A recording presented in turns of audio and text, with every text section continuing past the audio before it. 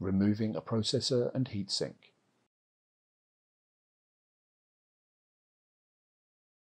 Before replacing the components now shown on screen, check the heatsink type of the system to be serviced.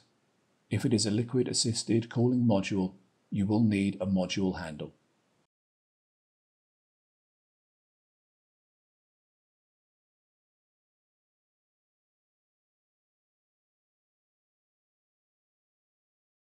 Remove the top cover.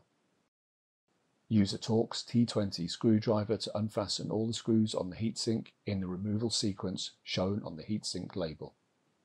Carefully lift the heatsink from the processor socket. Use a Torx T20 screwdriver to unfasten the screw. Lift up the retention frame. Lift up the rail frame, hold the blue tab of the processor carrier and slide the processor carrier out of the rail frame.